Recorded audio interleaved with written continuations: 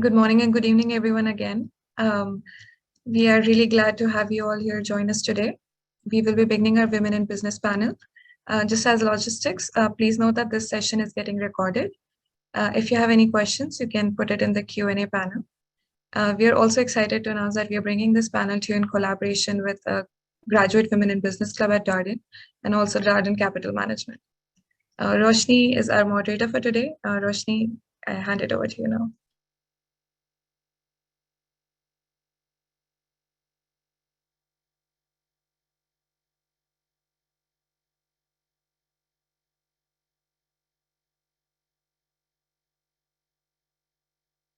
Roshni, can you unmute yourself, please? Thank you. Yes, thank you. Hi, everyone. It's my absolute honor to welcome everybody here today. And I would love to just take a few seconds to introduce our panelists and then dive right in. So today we have three incredible panelists, leaders in their own right, and people who've really strived to bring equality in their workplaces and think about that from a research academic standpoint to bring it to practice. So we have first Dr. Alice Evans, who's a leading researcher on the subject of gender equality. Her work has had both subject matter and geographical breadth in analyzing social structures, urbanization, and global production networks, and has inspired this generation with her fresh perspectives. She is a senior lecturer in the social science department at the King's College London, and also serves as a faculty associate at Harvard Center for International Development. Her forthcoming book, The Great Gender Divergence, explains why all societies have become more gender equal, but why regional variation still persists. Alice, welcome to our panel. Our next panelist is Shravny Bhagti. Shravny is a customer value and transformation advisor at Google India. Shravny is also a seasoned leader in the technology and transformation space. Before Google, she led business development for various top organizations, including Oracle Cloud Solutions, globally for more than 15 years. Shravny majored in economics from the Delhi School of Economics and spent 9 years in the banking industry as a senior manager at Lazard India and as a vice president at Goldman Sachs in New York. Shravny is also a Darden alum. Welcome back, Shravny. Yeah.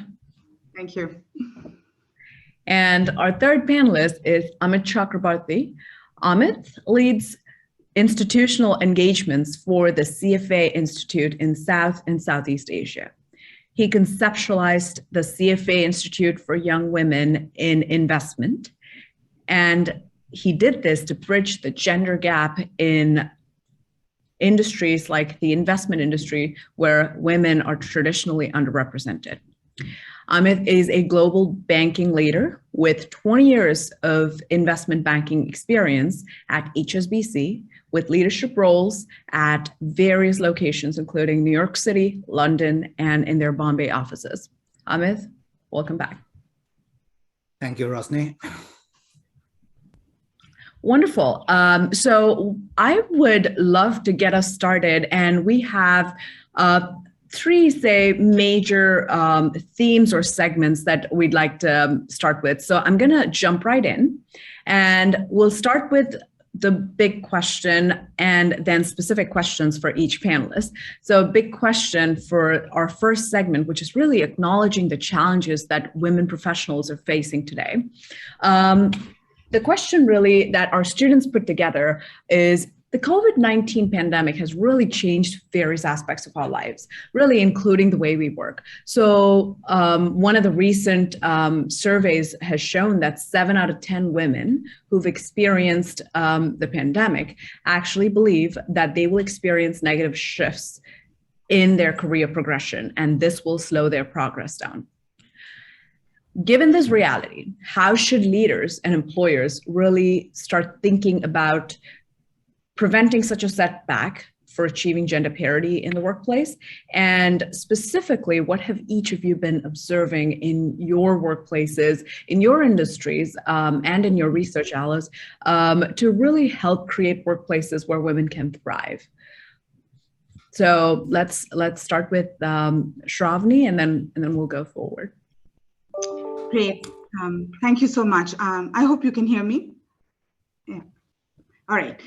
So first of all, thank you so much for inviting me to this panel. Want to thank Chaitali, Priyank, and others. It's a watershed moment, I think, at Darden. We've all thought about this South Asia conference, and it's actually happening. Also, was fantastic to hear Mr. Murthy, and what a great segue with his leading with she, her, and then this session follows, and I'm thrilled to be here with all of you. So yes, very quickly going to your question. The pandemic has been disruptive for everyone in the workplace, men and women. But I think women have borne the brunt of that a lot more. I'm lucky, my son is almost 17. But if he was 17 months old, for instance, it would have been so difficult to have a proper full working day, parts of the year with no support, lockdowns, no help, daycare, etc. But I have to say organizations have been able to deal with this in a very mature way. Organization I work for instance, has a number of things in place which will help you feel okay, like it's okay to turn off your camera. It's okay once in a while to not be able to join something. It's okay to be taking care leave, etc. So, I think the gender divide, I would say, is a lot more apparent now than ever before in the sense of managing home and work together. But in some senses, I actually feel it's also more fair, because what has happened now with remote working is that everyone is a tile on the screen. I think the hybrid workplace, which is going to be, I think, the future, is going to be trickier. There will be some people, let's say, at the customer, and then some people are tiles on a screen. And then the people who are tiles on the screen are going to be feeling a little bit left out. So I think, short answer is mature organizations who have equity as an important aspect of their management have taken a lot of steps in helping men and women cope. And women especially, I think, have been able to manage this. I myself was freaked out in the first 3 months. And now I sort of almost think of this as a reality that might be there for a long time to come. So I think you adapt, and organizations have helped us adapt. Thank you, Shravny. Amit, do you want to chime in? So thanks, Rosni. And again, I just want to echo Shravany's words, great to see this conference happening. So congratulations to the organizing team. So just to add on to Shravany's, words, I think for me, what I've seen as the biggest challenge during the COVID pandemic, and that's true for both men and women, maybe more so for women, is the boundaries disappearing between personal time and professional time, right? So any time of the day, any time of the night seems to be professional time. People want to have meetings and they expect you to be putting on the videos, et cetera, right? And that's a huge challenge. But then having said that, because we have been in this pandemic for about 2 years now, things have started ironing it out, right? So there's a much better understanding about the challenges. So just because you once saved on travel time, just because one doesn't have to go through the chaotic traffic in Mumbai, etc., doesn't mean that that time has to be spent in working, right? Having said that, it is a challenge though. It's not gone away completely. I think from a woman's perspective, just keeping a very open line of communication with the team, whether it's the management or colleagues and peers, etc. And on the other side, the leaders being very open to listening to women, employees in general. I think that goes a long way in ironing out some of these challenges for work from home. And like Shravany says, this is here to stay with us, right? I've also seen a big positive, during this pandemic, and that goes in favor of women. Men have started appreciating and understanding how much effort goes in running the house, and like it or not, matter the man and woman working together, earning the same salary, but woman has additional responsibilities which men didn't really appreciate. And that appreciation has come in during the pandemic with house help and all not being available, right? So that's all I wanted to add, Rosny, if that makes sense. Thank you so much, Amit. Alice? Okay, so I want to make 3 points. So yeah, absolutely. COVID has been a setback for women. I think everyone agrees with that, with job losses and increased care load from schools closing. But in the long run, there could be a boom for women in the workplace, because for a long time, women have been pushing for more flexible, more remote work, more compatible with their childcare. And now, as many white collar, middle class professionals have worked from home, and companies have realized the benefits, the productivity, the cost effectiveness of working from home, that has become normalized. So as lots of men want online and remote, as lots of white collar, middle class professional men want and embrace work from home in the foreseeable future, that will likely continue for all middle class professional groups. And women may benefit from that in the long run. And I should say 2 types of women are likely to benefit from that. Number one is the middle class professional women in the US and Europe, because obviously we're excluding the working class women who are still stacking shelves in supermarkets. And the second is Indian women, university graduate, skilled software engineers. As US workplaces go online, Indian women can competitively bid for that exact same work once all the online infrastructure is set up. So it could be a boom for women, in 2 types of women in those ways. That said, there is also a risk that this transition to online work could create a 2-tier workplace, at least in the US and Europe. For example, if it's men going into the office and women preferring to stay at home. Now they have the option for that sort of more compatible childcare, and then they'd miss out on all the water cooler chat, all the stuff that's the hobnobbing that's important for, you know, mixing and mingling with your bosses. So I don't want to be a soothsayer and predict the future. I'm sort of just mapping out the different things that might happen. Thank you. Thanks, Alice. That was very, very interesting. All of you had a very important and positive and optimistic take about where this is headed. And, I definitely appreciate that. I also want to just, really try and acknowledge some of the challenges that all of you touched upon. And the reason to kind of spotlight this is a number of our students, have started their program during the pandemic, have had families, have had, kids, and are really in places where, childcare may not have been possible. For example, I was pregnant and had a baby during the pandemic. My son's 10 months old right now. So as we're thinking about, how can organizations really start thinking about making this a more equitable workplace? I agree with all of you that, the future of work really involves, more flexible, more hybrid workplaces. So as we think about this, I'd love to maybe hone in on some of the challenges that you've seen women particularly face in the workplaces, especially when you think about, gender equality and things like that becoming more of, the politically right thing right now. And yet many organizations, especially in India, still kind of falling behind on the curve on all of those things. So we'll start with Alice here. Alice, with your book coming out, we'd love to hear a little bit more about what you mean by the Great Gender Divergence. How are some of the challenges that women, specifically in this context, women are facing, are really becoming more or less prominent in countries like India? What are your thoughts? Okay, so the Great Gender Divergence is about the idea that over the past 100 years, all countries in the world have become much more gender equal. So in India, for example, in 1900, even in 1930, the average age of marriage was 13. Girls were marrying really young with very little control over their destiny, who they might marry, their life choices, who they might meet and learn from.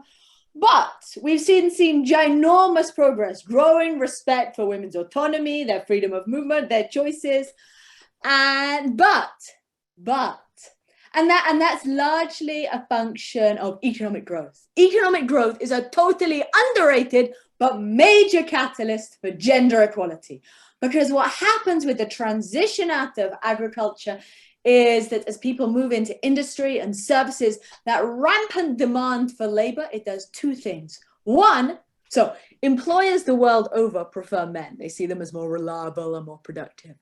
But if growth is really labor intensive, which especially happened in East Asia, then employers run out of skilled men and they increasingly employ women.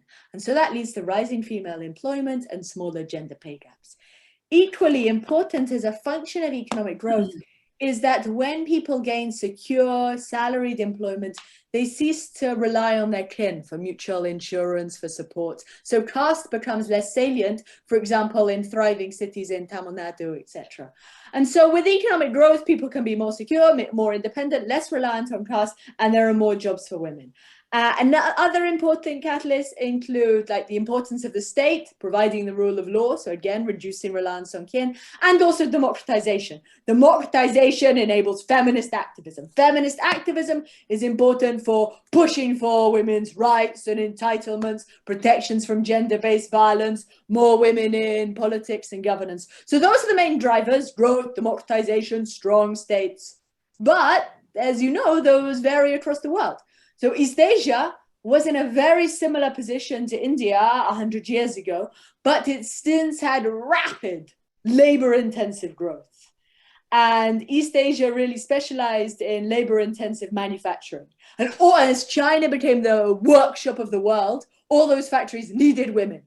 And they heavily recruited women. And so even though families were initially worried about, oh, you know, I don't want my daughter to go out because other people will think that she's promiscuous, and other people, I won't be able to marry her, which you still see in India. Many families will worry about that in rural areas. In China, the labor demand was so intense that all the girls were doing it. All the daughters were flocking to the village. So no one worried about being the odd one out, of looking bad, of losing their status, their face, their respect in society. So that was the big distinguishing feature of East Asia. And now what we've seen increasingly, like for example, with recent riots in Bihar, is that there is a massive glut of men struggling to find jobs. So India's jobs, as everyone knows, has not been labor intensive. So many men are struggling to find work. So there are two main problems here. One is that many men are struggling to find work, so their job queues are huge and women are far behind. The second issue is that 80% of people in India are still reliant on very informal employment. And so without any kind of job security or economic security, caste remains imperative, and people rely on their jati networks for support, for guidance, for obtaining permits, for finding a place to stay. And so to maintain that trust and endogamy within the jati group, caste remains salient. And so people need to continue to comply with important norms of female chastity and seclusion in order to maintain honor and inclusion in those kinship networks. So the big stopgap, the biggest obstacle to gender equality in places like India, and not just India, also the Middle East, would be the slow pace of structural transformation and the lack of labor-intensive growth. Thanks, Alice. Shravny? I'd love for you to maybe chime in about, over several decades, you've really been championing the equality agenda in all of the industries that you've worked in and all of the top companies that you're leading. Help us understand from your own experiences, how can women acknowledge some of these challenges? How can the organizations acknowledge some of these challenges that women are disproportionately facing? And, what are some things that you can tell us from your experiences of your peers? Yeah, sure. And so what I'm going to talk about is very much my own experience driven. When I was an early 20s woman joining banking, and then my 25-year journey thereafter. So I must, one of the stories Mr. Murthy mentioned reminded me of a story of mine. My first job offer from Delhi School of Economics, which was done through campus, was with a company, very well-known company of a very well-known group here in India, where there were no women's bathrooms. So, we've come a long way. I know there's lots of statistics, but from my personal experience, this is one I must share. Secondly, we all love data. About a third, I think, of the workforce, depending on the sector, is women currently in India. And I'm talking about, urban India. But that number dwindles very quickly when we move up the ladder. It's about 15% when you go up to senior level positions, and very low single digit when you are at the CXO level. So it's that leaking funnel that I think worries all of us, and most of the audience today are Darden students. And so I want to talk about 2 or 3 things that can help with staying in. First of all, stay in, right? When a woman gets married, she starts thinking about quitting. When a woman becomes a mother, a lot of the time she starts thinking about quitting. A man gets married, does he think about quitting? A man becomes a father, does he think about quitting? No. So I think just staying in, that's the first battle. Secondly, what I call own the space. So I have a small story from my from my investment banking days when I was a summer associate. So a lot of you will relate to this. I was the only female summer associate in my leveraged buyout group, highly male dominated. As part of the cultural process of showing other senior women leaders, I was taken to meet a woman from South Asia, who was an MD at that point. I'm talking about 98, long time ago. And I went in at my appropriate time, and I saw she was wearing a bright magenta business suit. And I literally stood in my tracks. We were told to wear only blues and blacks and grays. You basically had to look more like a man, but wear a skirt suit. All of you who have been in banking or are going into banking will relate to this. And then here I saw this lady in a magenta suit in her office, and what a sight that was for me. To me, that typified owning your space. So doesn't matter what you look like, doesn't matter what you wear, you are good at what you do and you own your space. So that you are not one of those data points that I mentioned who are falling out, you're staying in. So that's sort of the second thing. And the third is, and this is something which is very common in corporate US, corporate India, is women tend to not network. So one of the things that I have seen personally is that, you want to quickly finish what's on your plate and then go home pre-pandemic. Post-pandemic, you want to turn off that Zoom or Meet or whatever you're on, right? You don't want to invest time in networking. And that network effect, I think, is so powerful. And you all who are now entering the workforce post your MBA will benefit from it. And my only advice is pay it forward when you're senior in your own jobs and your own, you're starting your own company or you're in a corporate, pay it forward. So those would be my sort of 3 points on this. Shravny, thank you so much. All of those are incredibly powerful. Thank you. Amit, you have really championed bringing and creating institutions, initiatives that can bring young women forward, especially in underrepresented industries. Can you help us understand some of the opportunities and challenges for women, especially in underrepresented industries? Yeah, thanks, Rosni. So if you look at some data, I think 50% or more new graduates graduating every year are women now, right? And I work in the investment management industry. So if I look at that industry specifically and use CFA charter holders as a proxy, only about 20% of our members, the CFA Institute charter holder members, are women, right? So there's no lack of educated women, but there's an underrepresentation of women in the investment industry per se, right?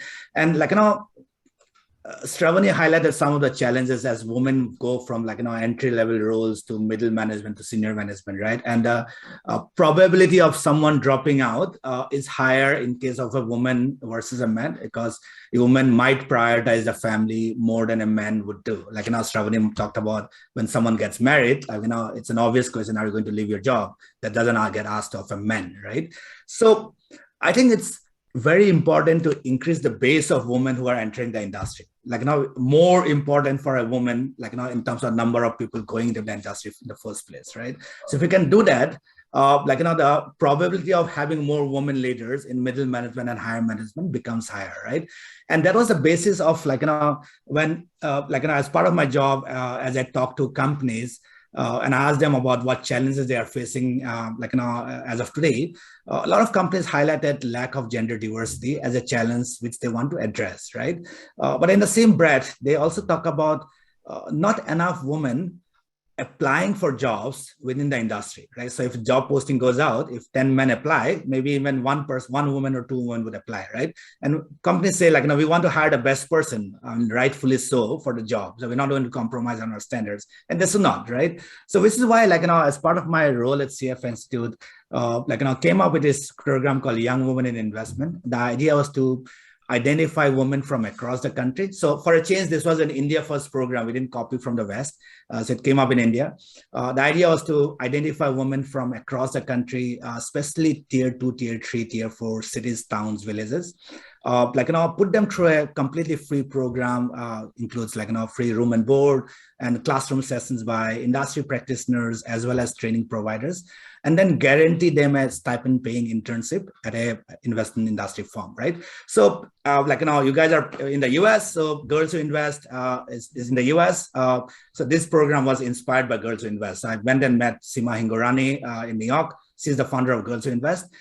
Girls Who Invest looks at just 1 or 2 universities, but we looked at across India. So the socio-economic factor was an important part of it, right? Challenges, when I go and talk to companies, almost everyone wants to participate, right? But there's a big journey between wanting to participate and actually participating. So it's a long journey, and sometimes the journey never ends, right?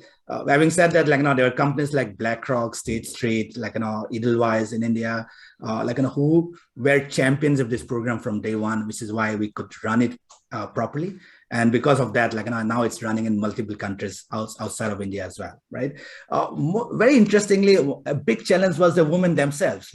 So it was a free program. So when women heard about it, they're like, maybe there's a scam out there. Who does things for free these days, right? Maybe there's a fine print we're missing. And because of the skepticism, a lot of women didn't apply or didn't know whether to apply or not, right? Especially in the smaller towns and cities. And the third challenge, which I thought was the most interesting, were the parents themselves. I typically find daughters more obedient than sons. Daughters typically seek parents' approval to, go to college, move to a different city, etc., etc. So convincing the parents themselves, that this was a credible program. It's a safe way for someone to travel to a Mumbai or a Bangalore, stay in a kind of a hostel kind of environment during the boot camp. And these are all credible companies. That itself was a big journey. Okay. So I don't know how many parents I ended up speaking to. Maybe I spoke to the parents more than the women per se to select this women in the program. So those are some of the challenges, and that's a journey. Thank you so much. That's very, very enlightening, and also just thank you for starting these initiatives. I will come back to you with a question about how our men, lots of men in our audience today, can be great allies for women in the workplace. And thanks for really being an example there.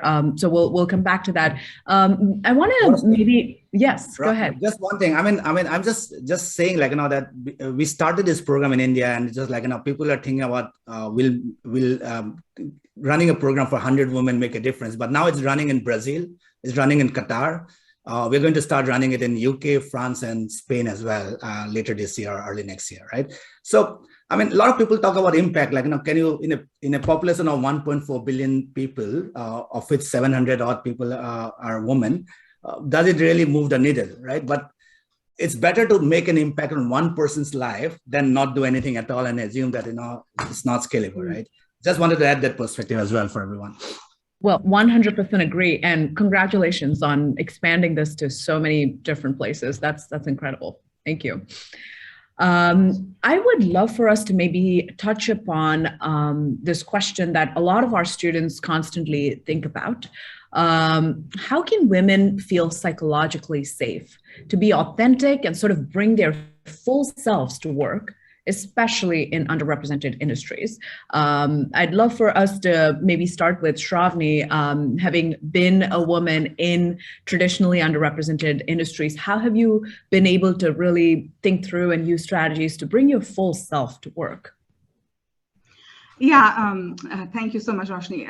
Like I said in the example I was giving about my early banking days, unlike that, now there are so many role models for women, right? The fantastic stories from global CEOs to NGOs being run by women to entrepreneurs. My favorite is, Nika, a woman who started a company at age 50 and made it a unicorn in 8 years. And she's my current hero. So there are just so many such inspirational stories. Two or three things I did when I ran teams. Number one is, usually I have seen men will come after doing a good project and say, hey, I did this great job. What can you do for me now? Whereas women typically will not do that, right? They will do a good job and then that's it. There's no broadcast, there's no asking. So, if you're running a team, and you're often going to be running teams that have both men and women, you have to treat women a little differently, because again, I might be generalizing here, but that's what I have observed. So making women feel very safe, especially as a performance appraiser, for instance, because you have to pull out some of their strengths. The strengths may not be in your face as much, so little things like that. The other is very, very important to find right mentors. So again, in my early days of banking, which was a highly male-dominated world in the late 90s, early 2000s, even on Wall Street, it was extremely male-dominated. And I would often be the only woman in the room. I still remember going to present to a CFO of a bank in Salt Lake City, Utah, where I walk in, huge boardroom, like you would see in a typical bank. And then there would be sort of this, brown Asian woman walking into the boardroom to make a presentation, and then all the heads turn, all white males. So those situations, actually, I started reveling in them. I started feeling fantastic being the only woman in the room, So hopefully those situations are much fewer now. You're rarely the only woman in the room, I hope. But I think the sort of the safety net comes from your colleagues, your manager, your finding the right mentors. Mentors may or may not be in your direct, line. They could be from other organizations or from other parts of your organization. But I had some very strong female and male mentors who really helped me. The female mentors, I was able to emulate how they sort of balanced work and life. Male mentors who were extremely supportive of, how I was very different, I was not the standard person you saw on Wall Street. I was quite different. So some people sort of avoid you when you're different, right? Others embrace you. And I think sort of finding the right mentors is very, very important. And when I became a manager, I took a lot of those learnings in my helping develop women. However, I'll point out one instance where I was really deeply hurt. This was a woman who had joined us. This was when I was at Oracle. And she was married when she joined, and she had her first baby with us, was on mat leave, came back. So good story, came back. But soon after, she wanted to quit. And she said, I only spend 2.5 hours a day with my daughter. Her waking time and my time only, there's an overlap of only 2.5 hours. And I don't want to do that. I want to quit. I want to be with her. She's entering this interesting phase, and then I don't want to miss out. And I really, firstly, of course, talked to her multiple times, trying to convince her to not quit. But I started questioning my own decision, So I had taken a 1 year when I became a mother, I was overwhelmed and I needed the time off. I don't know how other women did it after going back to work after 3 months. That was our mat leave at that time.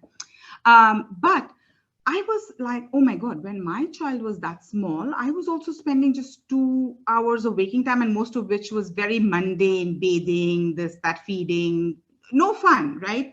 Park time was not with me. Park time, I was missing out on park time. And so I really started questioning my decision. And that helped me try to explain to her, though I was unsuccessful, she left, but I think with others, I was able to help out further. And I basically said, you have to find your own rhythm and your own balance. You can look to hundreds of mentors, you can look to Indra Nooyi or whoever else, but you have to find a balance that works for you. And that's only right for you. So if you think you need to take some time off and be there for part time, so be it. It's a matter of choice. And I know we are lucky. We are, white collared women in good jobs who have the luxury of choice. But because we have the luxury of choice, we must make the right choices. And so whatever is right by you, you do that. And so I said, I can't go back to being a full-time mom. So for me, it was a wake-up moment, but I realized that I need to, utilize my brain. I need to be working. That's what I've done for many, many years. So I continued, but I just wanted to share the story that not always do you have successes in, managing people. But to Amit's point, even if you can change or help one person, that's good enough. Shravny, thank you very much for sharing that story. It's very, very powerful, something that I definitely relate to. And I know a lot of our students relate to this.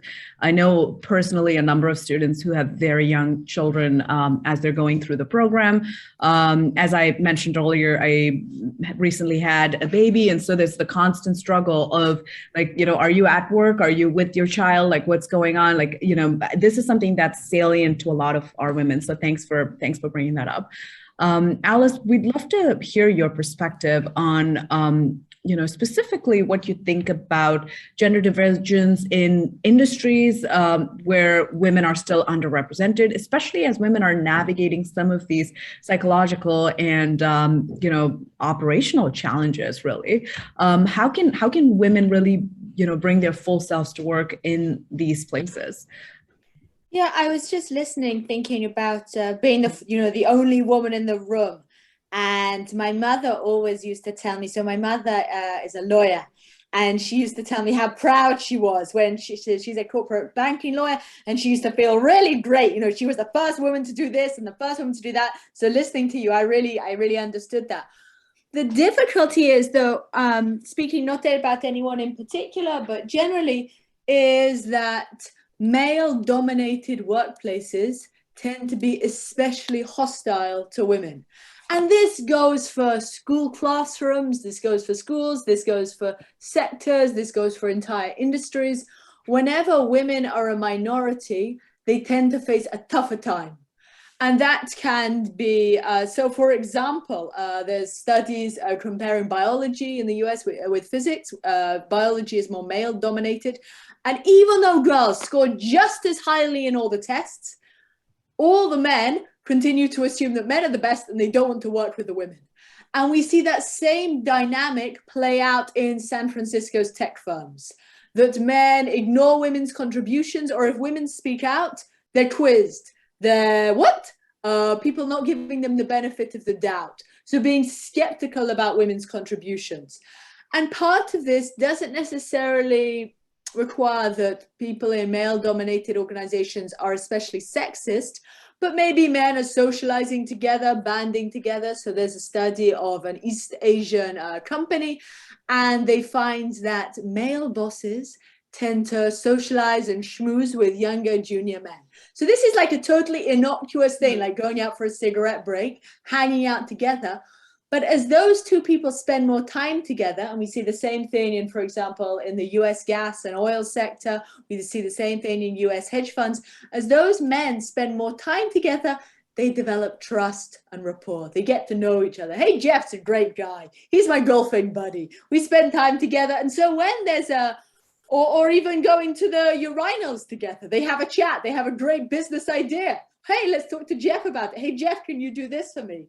So because of that camaraderie, which is a nice thing, because of those sex segregated camaraderie, that socializing, those cigarette breaks, men might spend more time together. So what we find systematically is that women have a much, much tougher time in male-dominated organizations. And another reason for that is that women gain strength in numbers.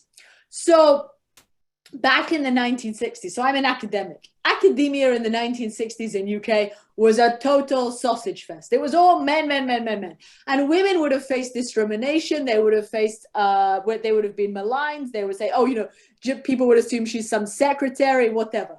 That would have been true across the board.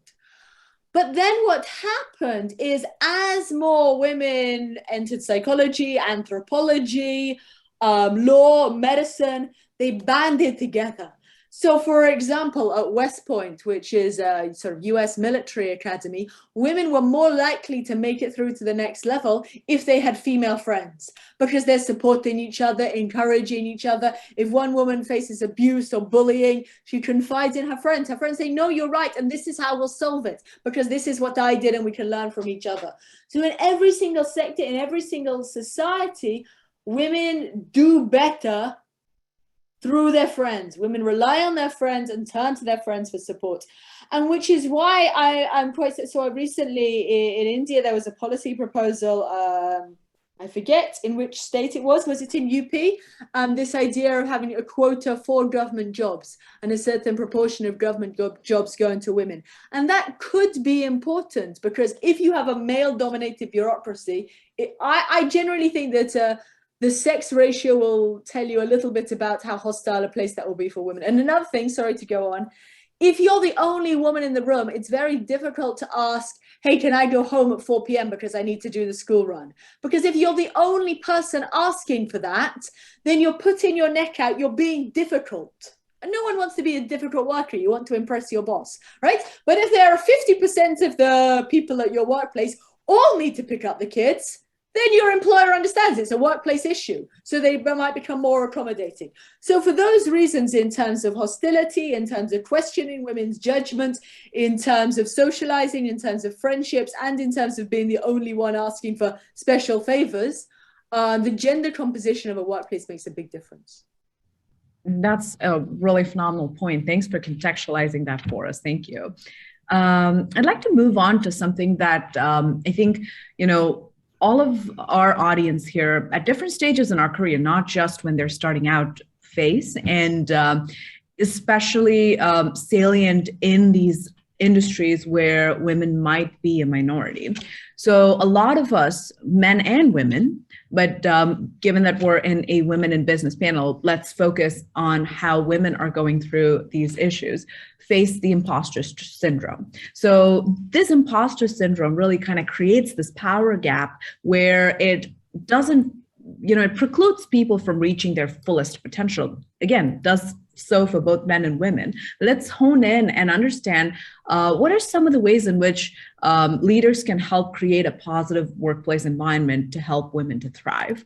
And I'd love to start with Shravny here. If you wouldn't mind sharing with us, maybe what you've seen with some of your colleagues, with your peers, or your own experience, that'd be very helpful for our audience. Great. Yeah. So I wanted to also react to what Alice mentioned, if you will allow me. So growing up in India, small town India, it was very rare for me to be a single child and then a single female child. And I have grown up with questions like, where's your brother? Why don't you have a brother? So the reason I'm saying that is you start adapting. And then I started making up stories. I have two brothers. My mother has left them with my grandmother. And when my mother heard that, she's like, what? What did you say? I said, what else? They keep asking me these questions. What do I say? So I started making stuff up. So anyway, the reason I say that is I think the self-doubt and this imposter syndrome is, it can happen to men and women. But again, a generalization, I think it happens often to women. It's happened to me. There are times I'm sitting there going, do I really deserve to be here? Did I do enough? You always feel you've never done enough. You come out of a fantastic client presentation, and at the end of it, you're like, oh my God, I could have done those 3 things better, right? So we are very hard on ourselves, and we are our worst critics. And I think that's why it's sort of difficult to deal with this. But I will point out 2 things. One is just communication, just talking about it with someone supportive helps, because then you realize you're not the only one. And, hopefully the supportive person there could be your manager, could be a girlfriend, could be your mother, could be anybody, could be a male colleague who will say, you know what, it's okay.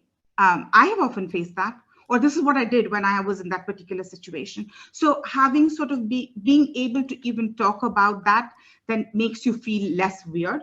And the other is, just focus on your strengths. I think that's what I do when I feel underconfident in a situation, or I feel I'm sort of not deserving of being there. I always think about my strengths. Don't forget your strengths. Talk to yourself about your strengths, and that will help you get through some of this. And that's what I have done with, female team members. Once in a while, there have been, performance reviews where it's ended in tears. And I'm like, you know what, it's okay to cry in the workplace. That's okay. However, let's do it behind closed doors, because again, you don't want tears to be seen as a sign of weakness, So I think organizations are also developing the sense of empathy is a lot more now, empathy for customers, but more importantly, empathy for, employees.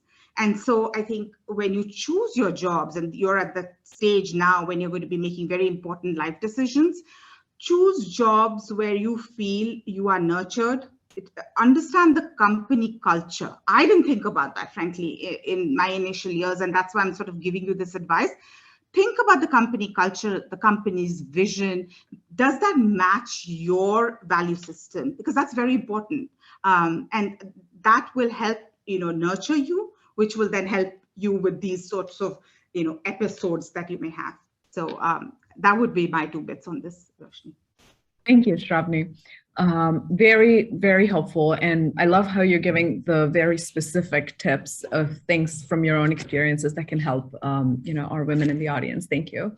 Amit, I'd like to go to you. I know we have a number of men in our audience today, many of whom want to do right by women, their women colleagues, their families, their partners, their, siblings.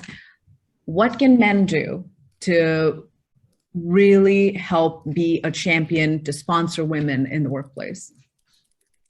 Great, Roshni. I'll give a slightly detailed answer, but I'll keep it very sharp as well. So as we grow our own families as men, right, and we have kids sons and daughters, I think if we can start out treating our sons and daughters equally. Typically in an Indian kind of a culture, daughters don't make too many decisions, especially in smaller towns and cities. So if we can encourage more our sons and daughters to start making the decisions from an early stage. So as they grow older and go to college, enter the workforce, I think the confidence levels of this woman would be much higher than it is today. So that would be a big start in terms of standing up to men and letting men know what they want, why they think this is the right way to it. From a leader's perspective, there's a very interesting incident I want to relate.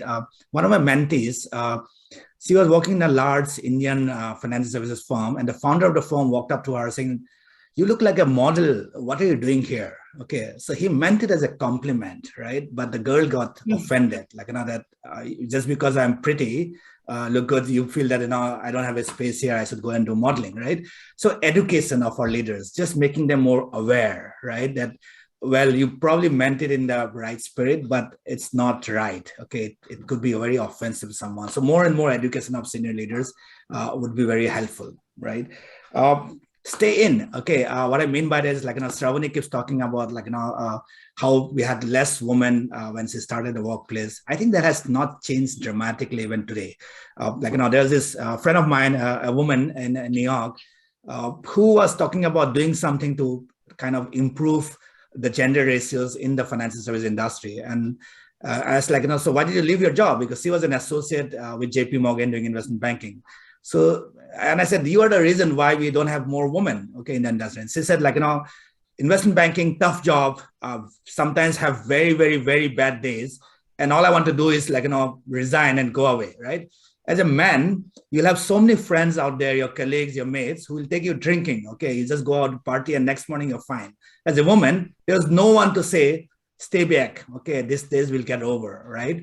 So just staying in and even if you feel upset about it, if you don't feel good about it, but staying in, not just for yourself, for the wider community of women, I think is an important step, so that you have friends, you have an ecosystem, a support system who will help you get over difficult times, right? Which a man might not understand. Okay, so that's the next step, right?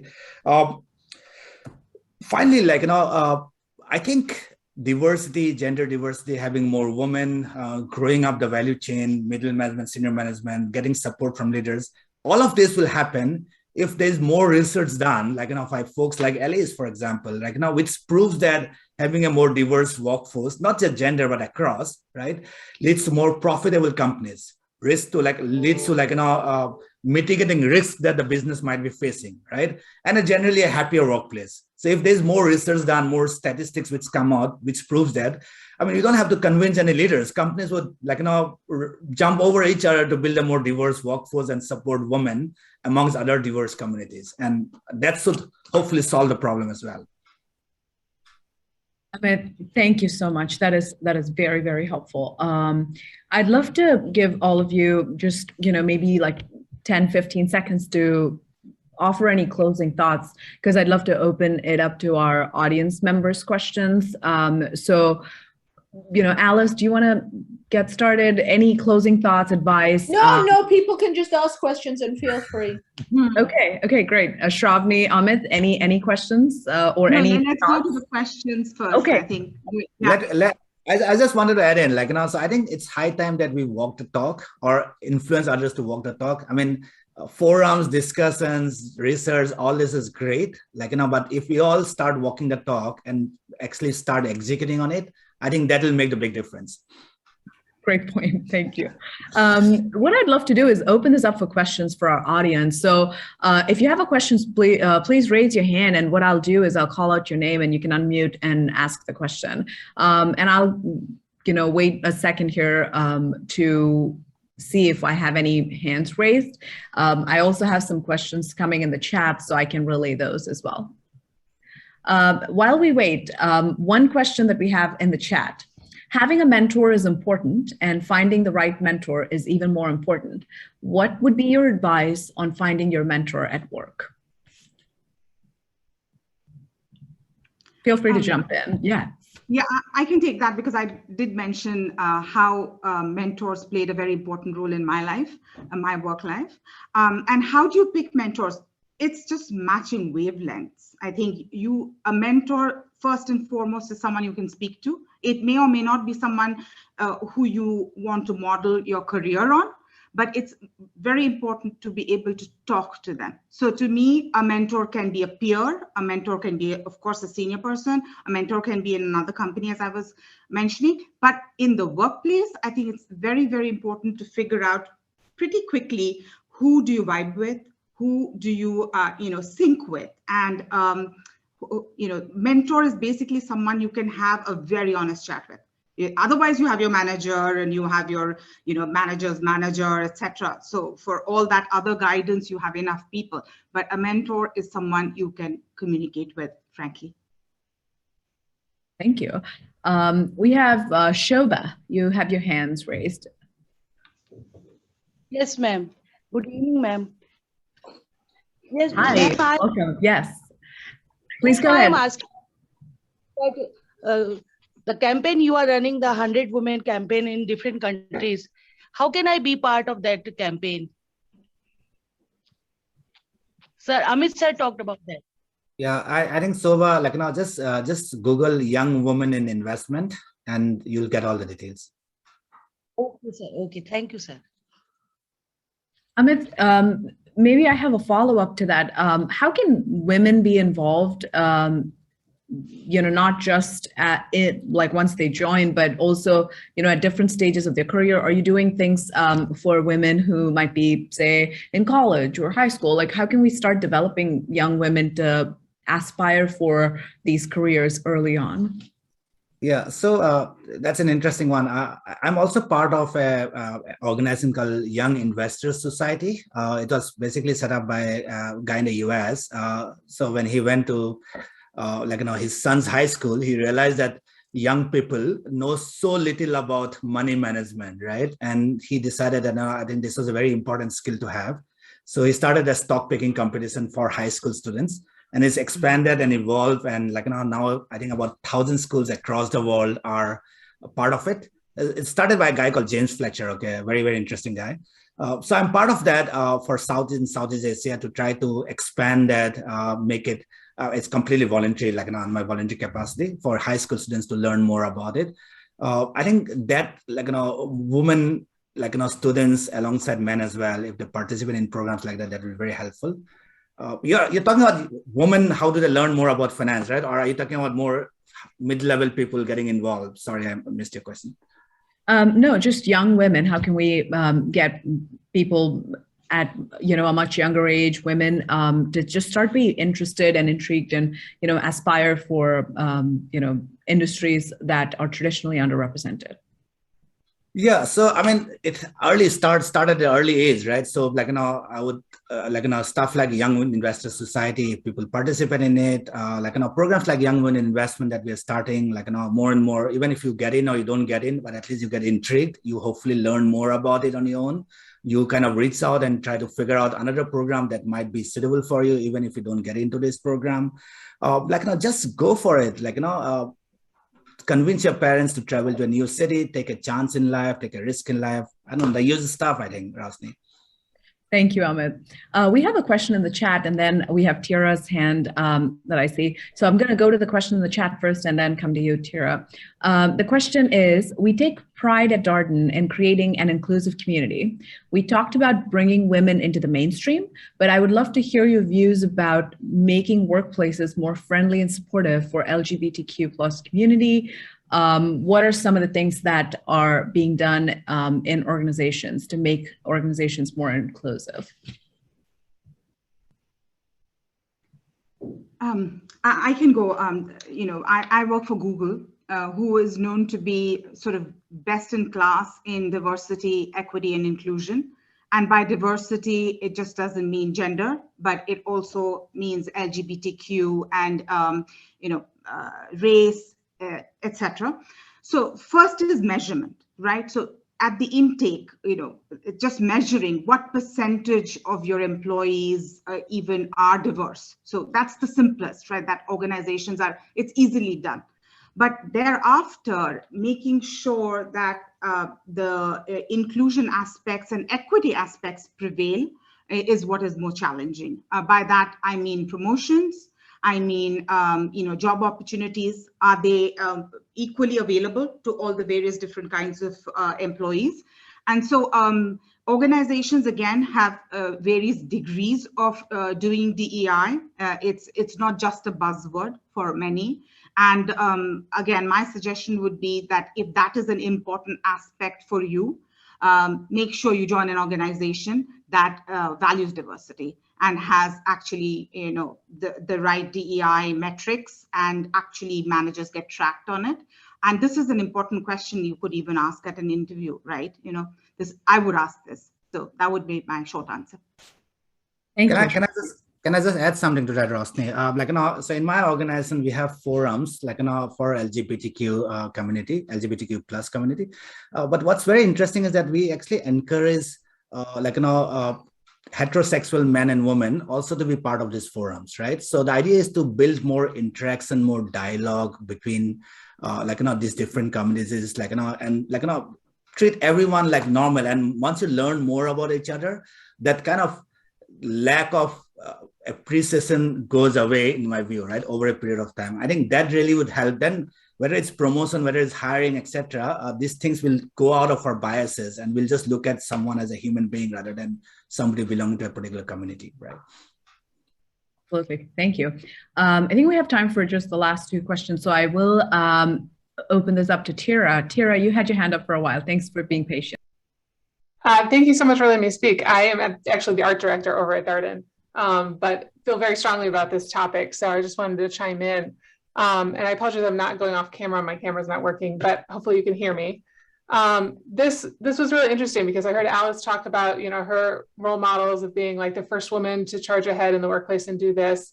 And I think as we watch over the last 50, 60 years, first it was the women breaking through, and then it became an entire generation of females who were raised on this idea of you can have it all, you can do it all, you can have the career, you can have the children, all of these things. But they weren't really given, I think, a realistic perspective of just how much and how all-consuming parenthood is. I don't think you can possibly know until you're in it. So you can go gangbusters into your studies, and then when you finish and you're out in the world and you have this great big career, you don't realize until you have those children what that transition, what that requirement is, and how all-consuming it is. And I think, Ms. Chowdhury, you talked about having 3 months when your child was born off of work. In the United States, the standard is still just 6 weeks. That's overwhelming for women. We do need to get to a point where we allow more time for women to take, when they have children. But at the end of the day, there's always going to be the women that do want to take time off work when their children are little. There's really just a finite period of time when your kids are little. It's a 10-year window of time if you have more than one child where your children are little, and then you do want to go back into the workplace. And I think the single biggest thing that we can do to keep these really highly educated women in the workforce is to provide on-ramps back into the workforce. Like, I don't know what your commentary or thought on this is right now, what programs, some companies do have programs for this. Many, many, many do not. But we can't just say, oh, you took time off for children. You've been out of the workforce for 5, maybe even 10 years. You're obsolete. It's these women, they're right in the middle of their career. They're extremely educated. And, what can we do to get them back in the workforce when their children are no longer infants and they don't need that 24-hour-a-day care? That period in your life does end. But I don't think we're doing enough to say, hey, you sitting at home who's extremely educated, intelligent, come back into the workforce. We just need, a several-week program to get you back up to speed, and we want you back. And what else can we do to foster that? Yeah. Can I react to that, Roshni? Go ahead. So first of all, really funny anecdote. I was reading long back a book about Can She Have It All or something to that effect. And it talks about this hedge fund manager whose current obsession was that she was not able to bake the cupcakes for her, kindergarten child's some event in school. And there were these stay-home moms who had baked the cupcakes and had beautifully decorated them and taken them to school while she had to just pick them up from the supermarket and take it, and how she felt so inadequate because of that. So just sharing that I think we all working moms go through these moments. But yes, on a serious note, you're absolutely right, Tyra. There are organizations who are very, very good with this returning moms programs or returning women programs, who nurture women and help them, come back into the workforce. So I will be very crude here. I remember when I moved back to India, my interview questions included the following. What does your husband do? I was not a mother then. Are you planning to become a mother? If so, when? And I was shocked. I had been trained at Goldman to never ask personal questions in an interview. And here I was, just had taken a flight to another country and I was being asked these questions. At the end of one interview, I even said, what the heck, are they interviewing me or are they interviewing my husband? So these are realities, but organizations like Accenture, SAP, even Google, Indian organizations like Genpact have very, very strong returning mom programs, where most importantly, I think they work on making the woman feel confident in her abilities, especially in technology, right? If you've been out of the workforce for 3 to 4 years or even a year, you feel you are completely outdated. You feel you just cannot pick up where you left off. And also you feel you've been passed over by the organization. People who were your peers are now your bosses or a level up or whatever. So you just feel so underconfident in getting back. And there are some fantastic programs out there. Yes, is it enough? No, but I think it's a step in the right direction. And a number of companies both global and Indian, are doing it. Thank you, Shravny. I'm mindful of the time, and I know we have another panel coming up as well. So just as we, try to close up, I know, Geetha, you've had your hand up for a while, so I'd love to give you like 10 seconds to ask your question, and then we'll see if we can get a quick answer from our panelists. Sure, thank you so much. It's a very quick question, touches upon two ideas that were talked about. One about remote work and how we're moving into hybrid workplaces or, workplaces that are dominated by Zoom. And the other idea about women building female friendships at the workplace or building fraternal capital, as Alice has talked about. So in the world where Zoom is the primary mode of communication, how do you suggest women build fraternal capital remotely? Alice, you want to take that? Can you just how does remote work relate to fraternal capital? Just rephrase that for me. Yeah, I mean, as it gets harder for us to meet in person and communicate in person and build connections that are lasting, when we're able to see each other in person, how do we do that when the world is remote or a hybrid sort of workplace? Well, on the one hand, the rise of remote work might enable women to build more fraternal capital, might close the gender gaps in capital. So, for example, in my podcast with Claudia Golden, she raised how, as you have remote work, people can do business deals over Zoom. People can make, previously, men would have had the upper hand, would have been much more able to take a flight to Delhi, to take a flight to Saudi and do a business deal. Whereas a woman might stay at home because she had all the childcare, she couldn't take the weekend off. If everyone is doing it on Zoom, then that might level the playing field a bit. But I don't know. I always am very keen to avoid making future speculative predictions. So I will refrain. I think you're raising a great question. I don't know exactly how it will pan out, but I will look into the data. Thank you. I appreciate the honesty.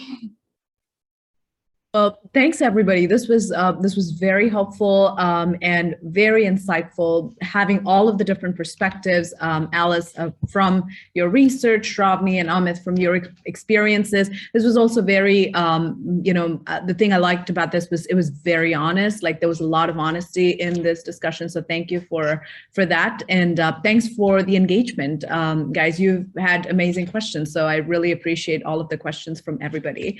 Thanks again for your time, and good luck with the rest of the conference. Thank you so much. Thanks everyone. Bye. Thank you, Roshni. Thank you, Shravny, Ahmed, and Alice for joining us today. This was a wonderful panel. Coming up next, we'll be speaking about how governments are focusing on self-sufficiency, and we'll be moving to the Make in India panel next. We'll have our speakers here in a minute.